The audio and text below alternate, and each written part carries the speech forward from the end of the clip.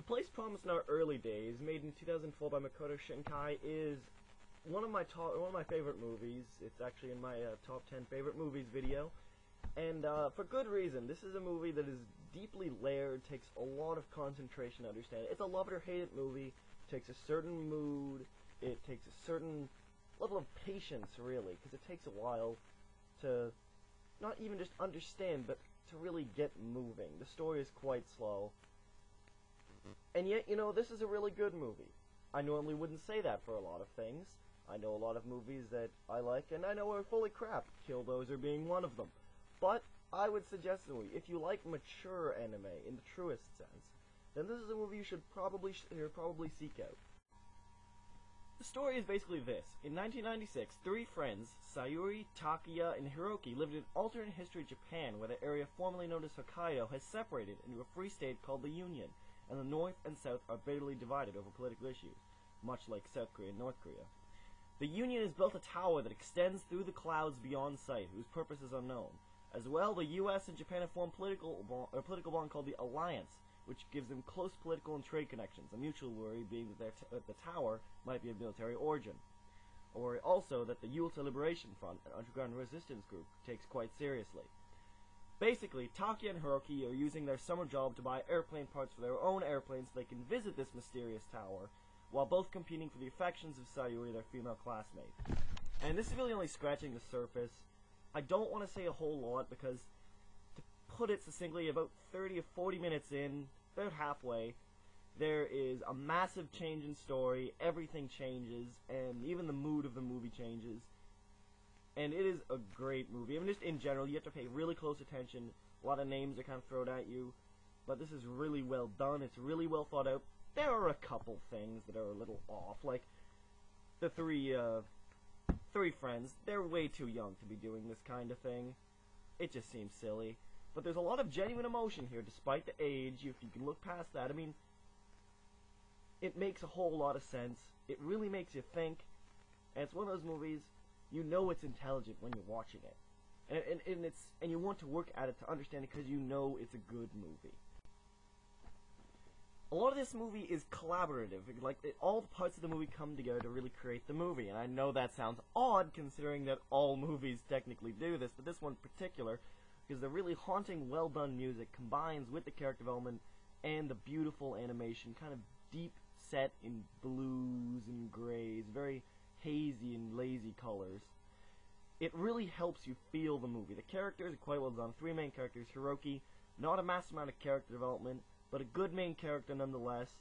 Sayuri, one note, the maiden, admittedly. Takuya really does have some good character development, and what I want to say on Sayuri, she is a one-note character because that is her purpose in the plot, and if you watch the movie, it makes a lot more sense for her to be that one-dimensional. And Takuya, like I said, some great character development. The big change in the story really affects his character, and he is easily the most interesting one thereon, because a lot of his insights, a lot of his experiences have to do with the world at large, rather than just his affections. And don't get me wrong, the love story is well done in this. The first part of the movie focuses very much on this love story, and so does the second half in all fairness, but the second half has a major divergent tone that I've really enjoyed, and I think most people will too. The minor characters, not as well done in that they don't have as much depth, but they are not the point of the story. It's a very intimate tale. Makoto Shinkai really likes doing this, even if the movie is on an epic scale, like The Voice of a Distant Star. He still focuses it on just a couple people. This is a movie that it really does character development well. As I said before, this movie has some really great music. Admittedly, there is not a massive amount of music in this movie. There is about three main themes they generally repeat for emotional effect at certain points. It works well. There's a one violin theme that really captures the mood in a lot of scenes. The main theme at the end is also quite good. I will say, there was a couple times near the end of the movie I wish there was maybe one or two different themes, because the story gap, I really do feel like there should have been something else, but it did portray that sense of nostalgia that Makoto Shinkai is always trying to get across, and everything. And it just really helps the movie. It's not often you will often notice the music in some of these movies, but this movie in particular, the music brings out a picture, so you will notice it. It is good, it's well done. Lastly, we come to the animation of this movie, and this movie is something to behold. Now, I will say I do not particularly love the character designs. They serve their purpose, but they're not amazing otherwise. But the animation on everything else is simply incredible. Makoto Shinkai is a visual genius. This is truly a movie I think that deserves an award. It has won a couple of awards. It deserves more. The animation, just take a look at the screenshots. Those don't just look good because they're screenshots. That is what the movie looks like when you are watching it. It looks absolutely fantastic. His newer movie, 5 centimeters per second, which I'll also be reviewing, looks just as good, if not even better on a lower budget. This is a fantastic looking movie. Things glimmer, snow, you can just... It's so captivating to watch. I'll admit, sometimes I think I got lost in the story the first time I was watching it, just because I was too busy looking at the movie itself.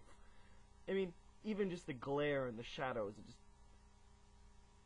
it's a real talent, I think, when the animation itself can elevate a movie. The animation is a means to an end, it's cool, it gets the mood mainly, but when it elevates the movie for more than what it is, that is something special. I love Makoto Shinkai's animation. Check out a trailer for this. It just looks fantastic, if nothing else, even if you hate the movie.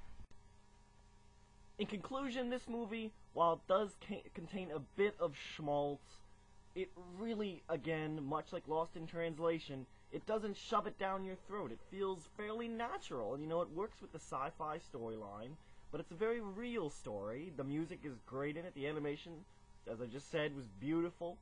The character development was quite good. It really entertained me. It's an entertaining movie, and you know what? If you like deep, intelligent anime and like serious tones, you want it to be over 2 hours and not 36 watching a series, this is something you should really check out. If you like this, check out 5 centimeters per second, Voices of a Distant Star, the other two things he's done. Makoto Shinkai is a great creator. I will say that outright. I like his work. Voices of a Distant Star, not my favorite one, but like I said, this is a good movie any way you look at it. Any critic will probably agree with me. This is Place Promised Our Early Days. I'm out.